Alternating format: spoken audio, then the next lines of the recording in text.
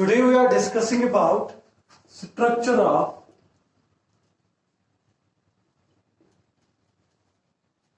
Graffin's follicle.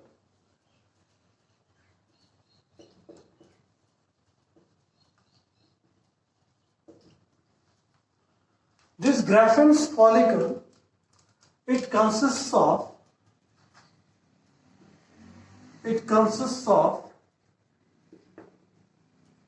secondary oocyte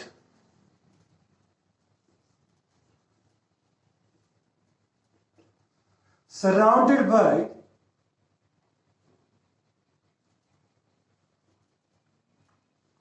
follicular cells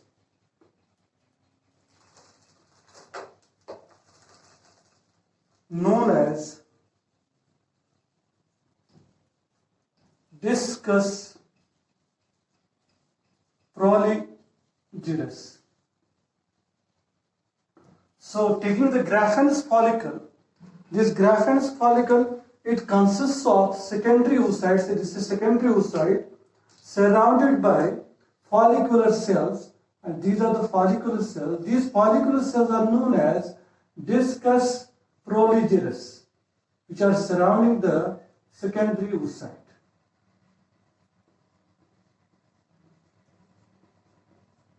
These are follicular cells which surround the secondary oocyte. Now this you call as, this is a secondary oocyte,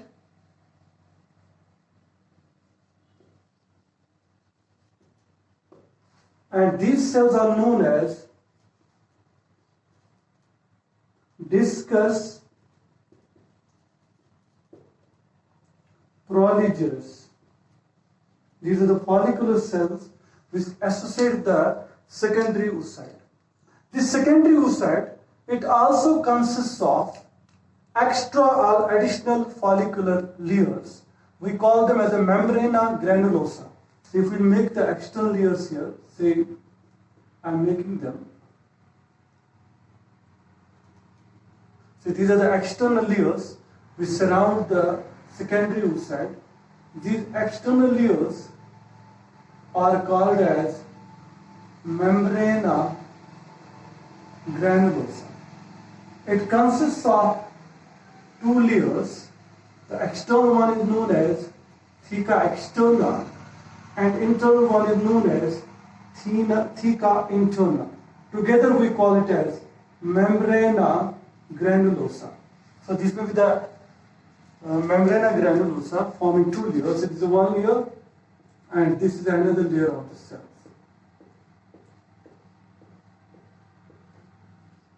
So these are the two layers of cells, additional layers or external layers which surround the secondary oocyte.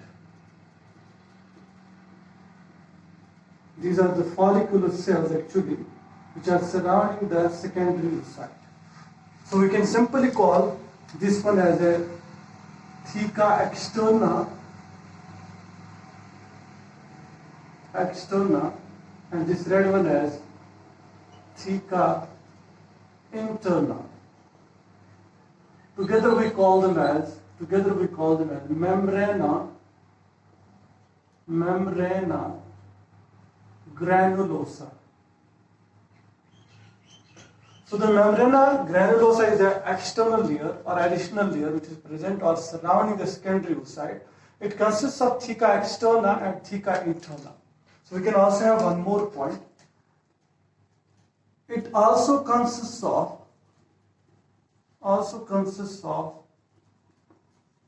additional or external follicular cells known as membrana granulosa. The space between discus proligerus, the space between discus proligerus and the space between membrana granulosa, this space is known as atrium. The space between these two is known as the atrium. So you can have one more point. The space between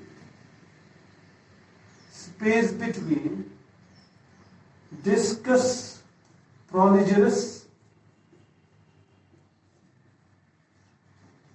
and membrana granulosa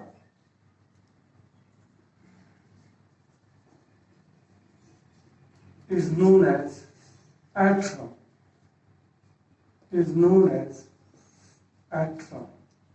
So the space between two follicular layers is known as an atrium. This atrium, it is filled by a fluid.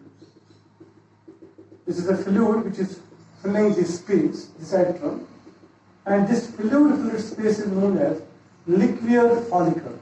You can call this space as this fluid space as or fluid as a liquor follicle, or it is simply a liquid which is in between the discus prolongis and membrana granulosa. One more important thing which you have to keep in mind, that is this space which is filled up by a liquid is also consisting of a mass of cells. It is present all over the space, but I am making it in a restricted region so that it gets differentiated. It's also have a mass of cells. That mass of cells is known as germ hill. This mass of cell is known as germ hill, or it is known as cumulus, or it can be called as, or it is known as cumulus euophyes.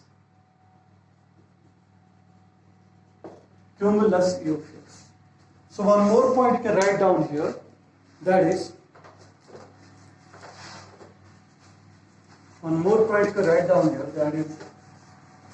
the space or a fluid space is consisting of mass of cells.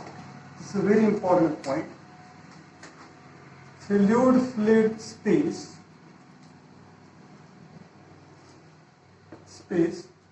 or you can also call it as atrium,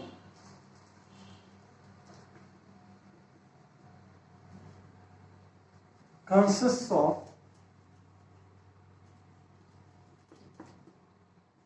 mass of cells known as germ hill,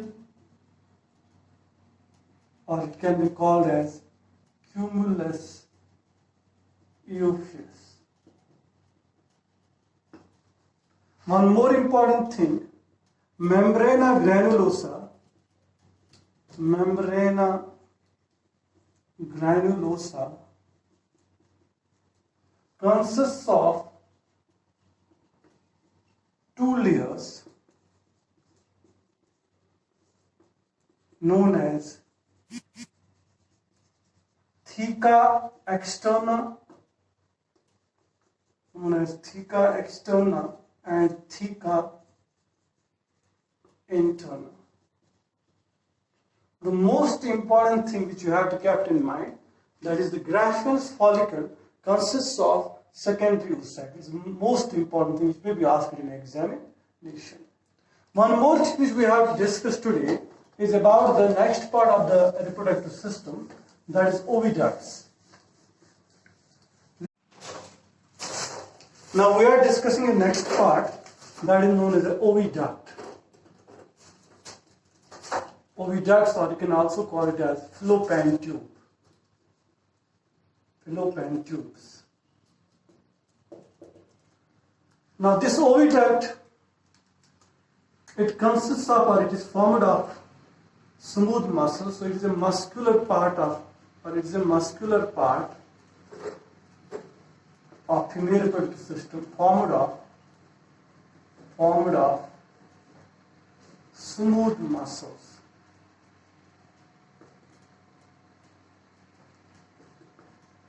Or simply we can say it acts as a passage.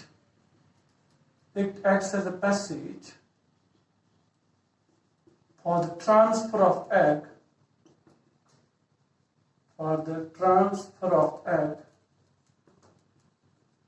from ovary to from ovary to uterus. One more important thing is, its internal lining is consisting of, its internal lining is formed of ciliated columnar epithelium, ciliated columnar epithelium with mucous cells. Those cells are known as egg cells. With egg cells. Egg cells. We'll see them what they are actually. Say for instance, if I am making an oviduct in a structure, say this is a finger-like projections, then after we have a formation of this structure, now this is a region here, we call this region as the isthmus region, while the uterus gets attached to it. Say this is the uterus here formed, if I make it roughly, this is uterus here. Now we can call this first part of the oviduct as infundibulum. This is the infundibulum. This infundibulum, it consists of fimbriae. Fimbriae are nothing but finger-like projections. One more thing we have here that we call as a middle portion, that is known as the ampulla. This is the ampulla region. After ampulla, we have the last region here, which is associated with the uterus, is known as the isthmus. Now, taking this oviduct, we have its internal lining formed of ciliated columnar epithelium. The cells are column-like. These are the columnar cells. If I am making roughly, it's all surrounding the oviduct, but I am making in a restricted region, and it's having the cilia upon it. So when it is bearing the cilia, then we call it ciliated columnar epithelium. And some of the cells are acting as a mucus cells. So these are the mucus cells here, and we will call these cells as egg cells. These are mucus cells which secrete the mucus. So mucus is secreted here so as to reduce the friction when the egg is transported from ovary up to the uterus. One more important thing is bearing the cilia. The cilia show the vibratory movement through which the egg is taken up to the uterus. So vibration of the cilia pushes the egg forward to reach into the uterus. One more important thing which we have to discuss is about the various regions. The first region we have, so it consists of the various parts. The first part which we have, it consists of various parts. It consists of various parts. One we have the infundibulum. Infundibulum. Infundibulum is known as the proximal part of oviduct. That is first part. Proximal part of oviduct. So it's the first part of the oviduct consisting of finger-like projections. Finger-like projections known as fimbriae. If anybody asks what is the function of these fimbriae, they receive egg during ovulation. That means when the ovulation process is taking place in the ovary, now the egg is dispatched into the oviduct. See, egg is dispatched, the ovary comes very closer to the fimbriae, the egg is dispatched here. Now the egg is transported to the uterus. One more important thing which it consists of, one was the infundibulum, second one is the ampulla. Ampulla is the region where the process of fertilization takes place. So we can say it is the middle part of oviduct, or intermediate you can call. It's the middle part of oviduct where the process of fertilization takes place. Where process of fertilization takes place.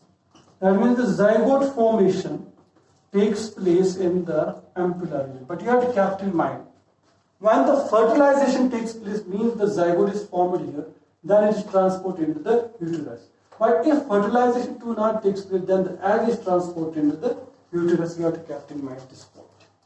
One more thing which we have, one more part of it, that is known as the isthmus. Isthmus is the end part of the, or final part, it is the final part of oviduct, which is in connection with